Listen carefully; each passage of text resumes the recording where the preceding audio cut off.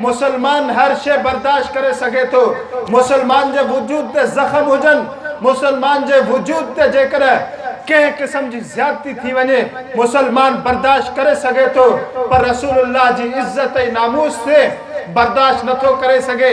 अज कुछ लूसी लड़े जा मानू बेगैरत ऐं मलून मानू चवन था तो शाह नवाज डॉक्टर के मारियो वियो तो वो बेगुनाह हुयो वो मासूम हुयो उन्हनि खे इन हिकिड़े गुस्ताख थे इंसानियत याद अची वई। मां उन्हनि लूसी लड़े वारनि खे पैगाम ॾियण थो चाहियां तव्हां खे हिकिड़े मुर्दार हिकिड़े मलून ऐं बदबख्त ते इंसानियत याद अची वई आहे। छा फ़लस्तीन जा उहे बच्चा नाहिनि छा फ़लस्तीन जा उहे बुज़ुर्ग नाहिनि छा फ़लस्तीन जो मुंहिंजूं माऊं भेणूं इंसान नाहिनि उहे लखनि हज़ारनि जी तादाद में पंहिंजूं जाननि जो नज़रानो पेश करे विया। तव्हां खे इंसानियत यादि कोन आई हाणे हिकु बदबख्त ऐं मलून जे करे तव्हां खे इंसानियत यादि आई आहे।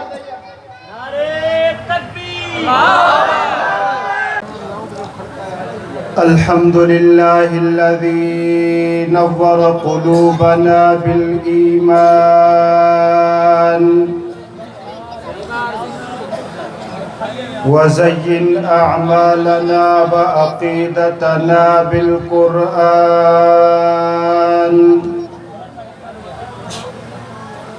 वहदाना बिदलीलिन व बुरहान वहदाना इला सिरातिल मुस्तक़ीम बिदलीलिन व बुरहान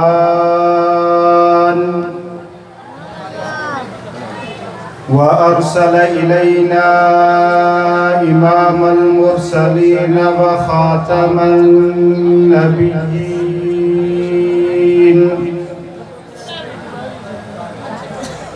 व नशहदु अन ला इलाहा इल्लल्लाह वहदहु ला शरीक लहु ونشهد أن سيدنا وسندنا ومولانا محمدا عبده ورسوله أما بعد فأعوذ بالله من الشيطان الرجيم بسم الله الرحمن الرحيم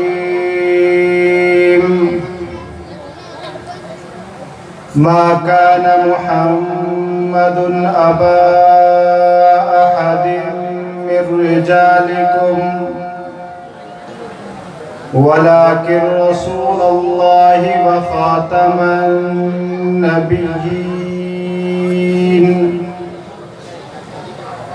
وقال النبي صلى الله عليه وسلم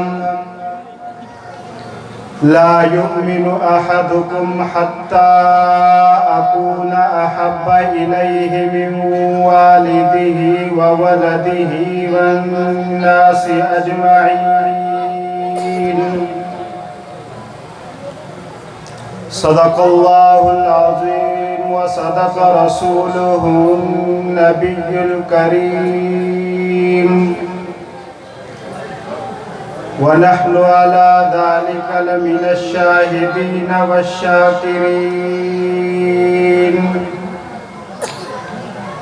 والحمد لله رب العالمين। समूरा दोस्त मदीने वाले साईं ते दुरूद पढ़ो। अल्लाहुम्मा सल्लि अला मुहम्मदिन फी अव्वल कलामिना अल्लाहुम्मा सल्लि अला मुहम्मदिन फी औसत कलामिना अल्लाहुम्मा सल्लि अला मुहम्मदिन फी आखिर कलामिना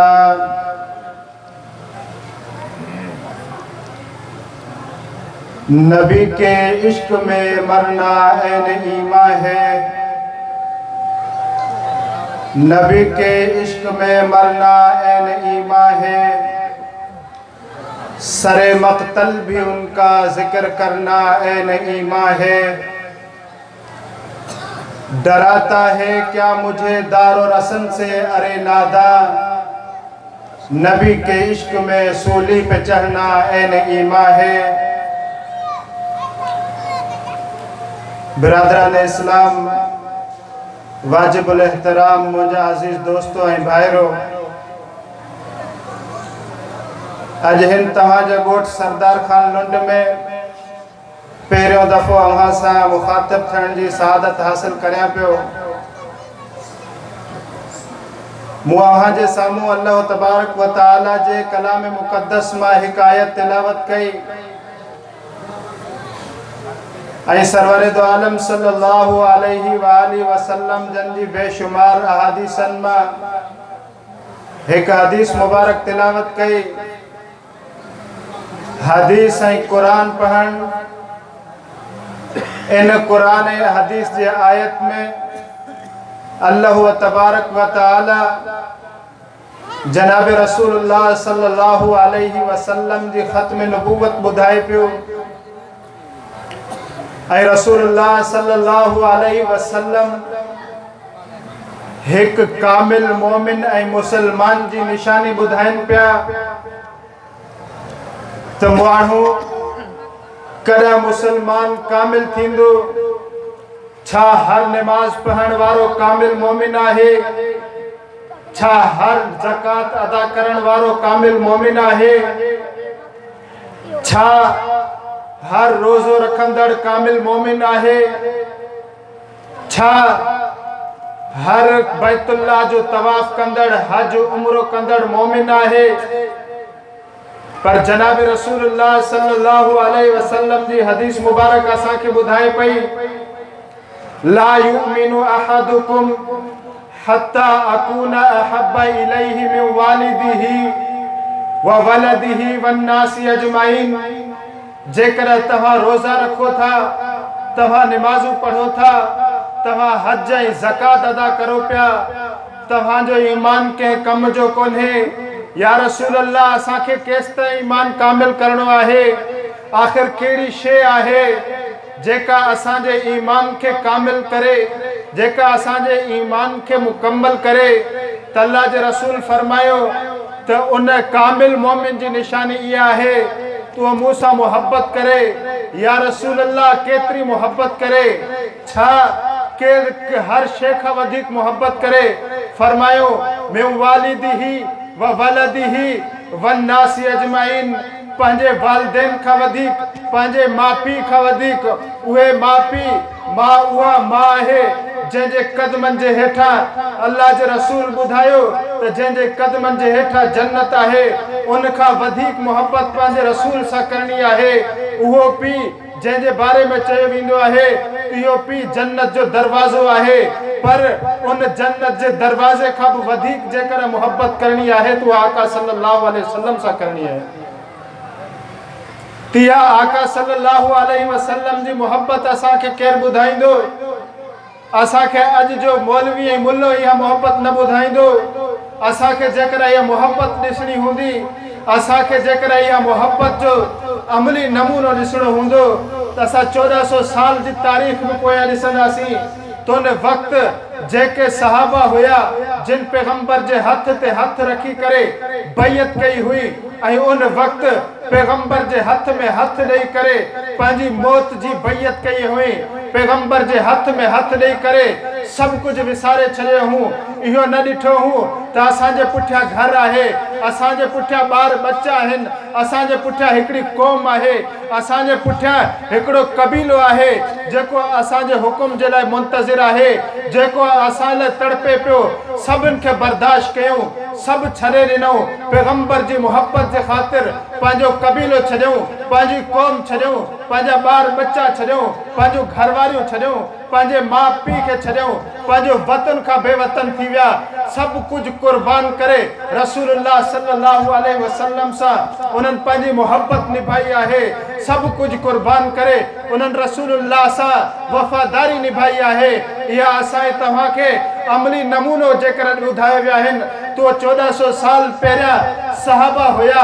अॼु जे दौर जे अंदरि तव्हां ॾिसंदो त अहले हक़ उलमा आहिनि, अहले हक़ उलमा जो साथ ॾियण वारा माण्हू आहिनि जेके पंहिंजे जान खे हथेली ते रखी करे रसूलुल्लाह जे तक़द्दुस ले मैदान ते निकता आहिनि, रसूलुल्लाह जी इज़्ज़त ऐं नामूस ले मैदान ते निकता आहिनि।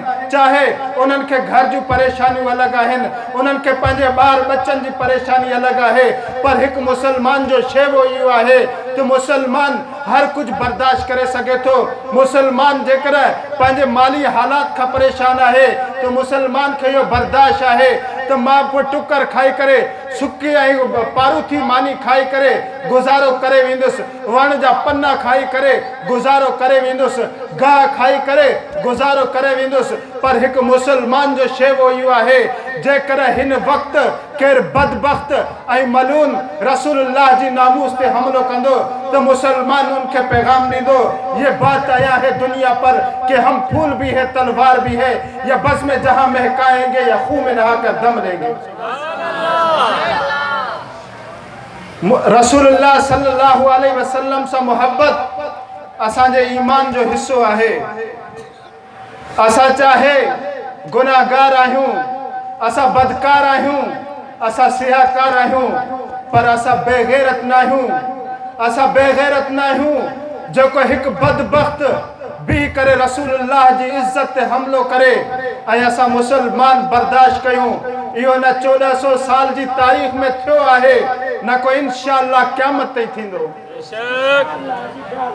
हर मुसलमान चाहे वो बुज़दिल छो न हुजे, मुसलमान बुज़दिल हूंदो तो पंहिंजी ज़ात जे करे हूंदो।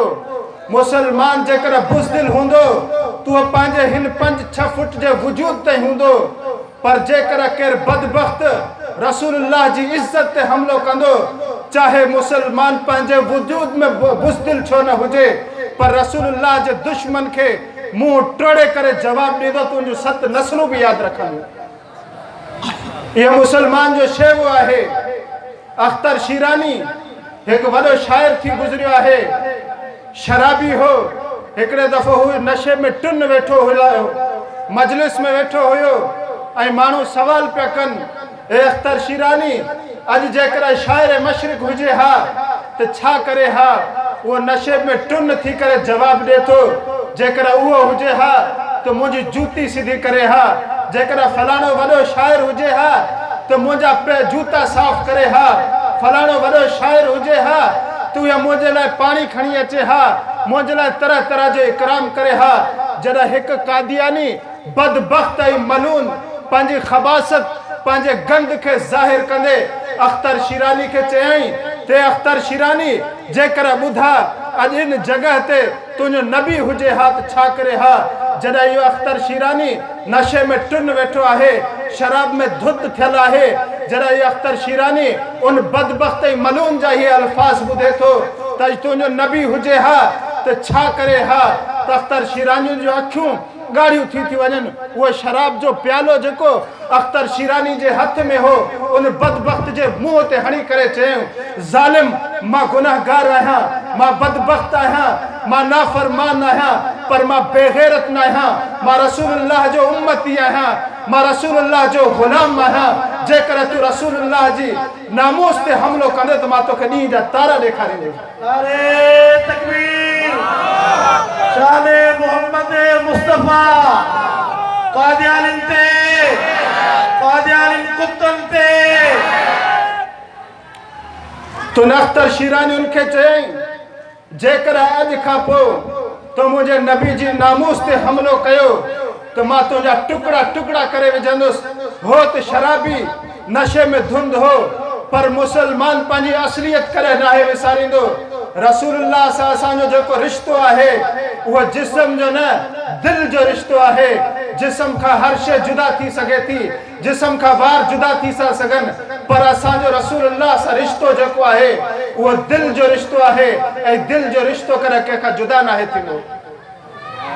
हिकिड़े दफ़ो मौलाना अशरफ अली थानवी रहमतुल्लाह अलैहि मजलिस में वेठा हुया ऐं हदीस पढ़ियो, ला युमिनु अहदुकुम हत्ता अकूना हब्बा इलैहि मिन वालिदिही व वलदिही व नासी अजमईन। त तव्हां मां को बि मोमिन एसिताईं नथो थी सघे जेसिताईं रसूलुल्लाह खां मोहब्बत न करे, पंहिंजे माउ पीउ खां वधीक समूरनि इंसाननि खां वधीक मोहब्बत न करे। त हिकिड़ो शख़्स उथी बीठो ऐं चयऊं त मौलाना मूंखे रसूलुल्लाह सां मोहबत एतिरी न आहे, पंहिंजी जान ऐं पंहिंजे अबे अम्मा खां वधीक मोहबत न आहे। मौलाना फरमायो त तुंहिंजे सीने में रसूलुल्लाह जी मोहबत आहे ऐं एतिरी मोहबत आहे जो तुंहिंजे सीने में एतिरी पंहिंजे वालिद जी मोहबत न आहे। चयो न मूंखे मोहबत नथी लॻे। तो मौलाना फरमायो तो तू हिते वेही रहो। मौलाना उनजे वालिद जी तारीफ़ कई तो तुंहिंजो वालिद अहिड़ो भलो, तुंहिंजे वालिद जो ही कारनामो, तुंहिंजे वालिद जो फलाणो कारनामो, तुंहिंजे वालिद जो फलाणो कारनामो। 5 मिंट मौलाना जॾहिं ईअं ॻाल्हायो तो साॻियो शख़्स उथी बीठो, चयो मौलाना रसूलुल्लाह जी तारीफ़ कयो। ही चवां छा मुंहिंजे वालिद जी तारीफ़ कयो था? छा तव्हां मुंहिंजे वालिद जी तारीफ़ कयो पिया, मज़ो नथो अचे? रसूलुल्लाह जी तारीफ़ कयो मज़ो थो अचे। त इहो मालूम थियो त मुसलमान जे अंदरि जेका रसूलुल्लाह सां मोहबत आहे हर शइ खां वधीक आहे। मुसलमान हर शइ बर्दाश्त करे सघे थो। मुसलमान जे वजूद ते ज़ख़्म हुजनि, मुसलमान जे वजूद ते जेकर कंहिं क़िस्म जी ज़्यादती थी वञे मुसलमान बर्दाश्त करे सघे थो, पर रसूलुल्लाह जी इज़्ज़त ऐं नामूस से बर्दाश्त नथो करे सघे। अॼु कुझु लूसी लॾे जा माण्हू, बेग़ैरत ऐं मलून माण्हू चवनि था त शाह नवाज़ डॉक्टर खे मारियो वियो त उहो बेगुनाह हुयो, उहो मासूम हुयो। उन्हनि खे इन हिकिड़े गुस्ताख़ ते इंसानियत यादि अची वई। मां उन्हनि लूसी लॾे वारनि खे पैगाम ॾियणु थो चाहियां, तव्हांखे हिकिड़े मुर्दार, हिकिड़े मलून ऐं बदबख़्त ते इंसानियत यादि अची वई आहे। छा फ़लस्तीन जा उहे बच्चा नाहिनि? छा फ़लस्तीन जा उहे बुज़ुर्ग नाहिनि? छा फ़लस्तीन जूं मुंहिंजूं माऊं भेणूं इंसान नाहिनि? उहे लखनि हज़ारनि जी तादाद में पंहिंजूं जाननि जो नज़रानो पेश करे विया। तव्हांखे इंसानियत यादि कोन आई? हाणे हिकु बदबख़्त ऐं मलून जे करे तव्हांखे इंसानियत यादि आई आहे? तव्हांखे हिकिड़े मलून ऐं बदबख़्त जे करे इंसानियत यादि आई आहे? तव्हां पंहिंजे ईमान जी तजदीद कयो, कलमो पढ़ी वरी मुसलमान थियो। जेकर न हो त इहा साफ़ ॻाल्हि आहे। जेकर तव्हांजी दुश्मनी आहे तो रसूलुल्लाह सां दुश्मनी आहे, तव्हांजी दुश्मनी आहे त इस्लाम सां दुश्मनी आहे।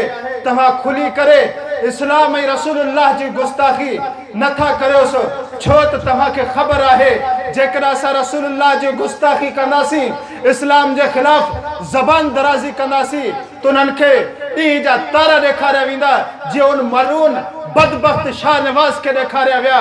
त इंशाअल्लाह जेकर कंहिं वक़्त ते बि असांखे पंहिंजे उलमा, असांखे पंहिंजे क़ाइदीन हुकुम ॾिनो त इंशाअल्लाह उहो वक़्तु परे न आहे त उहा तारीख़ दोहराईंदासीं जेका 53 जे अंदरि असांजे अकाबिर अलामा अनवर शाह कश्मीरी हुयो ऐं अलामा अताउल्लाह शाह बुखारी हुयो, जिन 53 जी तारीख़ जे अंदरि कादियानियुनि खे ॾींहं जा तारा ॾेखारिया हुया। रसूलुल्लाह जी नामूस जे ख़ातिर लाहौर जे माल रोड ते 10,000 जाननि जो नज़रानो पेश कयो हो। अॼु ही समूरा मुसलमान पंहिंजी जान खे हथ ते रखी करे वेठा आहिनि त आख़िर उहो कहिड़ो ॾींहुं ईंदो जेको असांजी जान रसूलुल्लाह जे तक़द्दुस तां क़ुर्बान थी वञे। असां गुनाहगार आहियूं, असां बदकार आहियूं, लेकिन असां बेग़ैरत न आहियूं। असांजो सभु कुझु रसूलुल्लाह जी इज़्ज़त तां क़ुर्बान, असांजा माउ पीउ रसूलुल्लाह जी इज़्ज़त तां क़ुर्बान, असांजे आल औलाद रसूलुल्लाह जी इज़्ज़त तां क़ुर्बान, असांजो ख़ानदान, असांजो कबीलो रसूलुल्लाह जी इज़्ज़त तां क़ुर्बान। पर यादि रखिजो जेकर कंहिं बि बदबख़्त रसूलुल्लाह जी इज़्ज़त ते हमले करण जी कोशिश कई या कंहिं बि बदनीयती जी कोशिश कई त इंशाअल्लाह असां उन्हनि खे पैगाम ॾींदासीं त तव्हां उनखे विसारे छॾियो। त असां 53 जी तारीख़ बि यादि आहे, असांखे 74 जी तारीख़ बि यादि आहे। असां उन अताउल्लाह शाह बुखारी जा नाम लेवा आहियूं, असां मुफ्ती महमूद जा नाम लेवा आहियूं। जेकर तव्हां मैदान सजायो त मैदान में बि तव्हांखे जवाबु ॾींदासीं। तव्हांखे अदालतनि जे अंदरि बि असां मैदान मारियो आहे, तव्हांखे असां असेंबलियुनि जे अंदरि बि मैदान मारियो आहे। रहियल मैदान आहे। इंशाअल्लाह जेकर तव्हां मैदान लॻाईंदो त तव्हांखे ॾींहं जा तारा न ॾेखारियो त असांखे रसूलुल्लाह जो उम्मत ई न चए। नारे तकबीर, ताजो तख्त खत्मे नबूवत, खत्मे नबूवत, जमीयत उलमा इस्लाम, जमीयत उलमा इस्लाम, कादियानिल कुत्तन ते, कादियानिल कुत्तन ते, नारे तकबीर। अल्हम्दुलिल्लाह, सब चो अल्हम्दुलिल्लाह। असांजो ताल्लुक उन्हनि अकाबिर खां आहे, उन्हनि अकाबिर सां असांजो ताल्लुक आहे जिन जी माज़ी सिज खां वधीक रोशन आहे। असांजो ताल्लुक उन्हनि सां आहे जिन जो किरदार सिज खां वधीक साफ़ आहे। अल्हम्दुलिल्लाह, असांखे कोई पशेमानी कोन्हे त असांजा अकाबिर कहिड़ा हुया। असांखे फ़ख्र आहे त असांजा अकाबिर अताउल्लाह शाह बुखारी जहिड़ा हुया, असांजा अकाबिर मुफ्ती महमूद जहिड़ा हुया ऐं हिन वक़्तु क़ाइद जमियत मौलाना फज़लुर रहमान जहिड़ा आहिनि। अल्हम्दुलिल्लाह, उलमाए देवबंद जो फर्ज़ंद जेको बि हुजे, पूरी दुनिया के चैलेंज आहे त असांजा अकाबिर असेंबलियुनि में रहिया आहिनि, असांजा अकाबिर हर उहिदे ते रहिया आहिनि। पूरी दुनिया के चैलेंज आहे, जेकर उन्हनि पंहिंजी ज़ात लाइ कमु कयो हुजे त तव्हां साबित कयो। असांजे अकाबिर जेकर कमु कयो आहे त या त इस्लाम जे ख़ातिर कयो आहे या रसूलुल्लाह जी इज़्ज़त जे ख़ातिर कयो आहे। इंशाअल्लाह असां बि इहो अज़म रखूं था, जेकर असांखे पंहिंजे क़ाइदीन हुकुम ॾिनो तिन्हनि कादियानियुनि खे हिन मुल्क मां कढणो आहे त इंशाअल्लाह कढंदासीं। इंशाअल्लाह पंहिंजी जान हथेली ते रखी करे रसूलुल्लाह जी नामूस जे ख़ातिर कढंदासीं। जान जो नज़रानो ॾियणो पियो रसूलुल्लाह जी इज़्ज़त जे ख़ातिर पंहिंजी जान जो नज़रानो ॾींदासीं। माल ॾियणो पियो असां माल ॾींदासीं, वक़्तु ॾियणो पियो असां वक़्तु ॾींदासीं। त सभु साथी इहो इरादो कयो था त ॿुधी छॾियो, इरादे जिन के पुख्ता हो, नज़र जिन की खुदा पर हो, तलातम खेज मौजों से वो घबराया नहीं करते। फना फिल्लाह की तह में बका का राज मुज़मर है, जिसे मरना नहीं आता उसे जीना नहीं आता। वमा अलैना।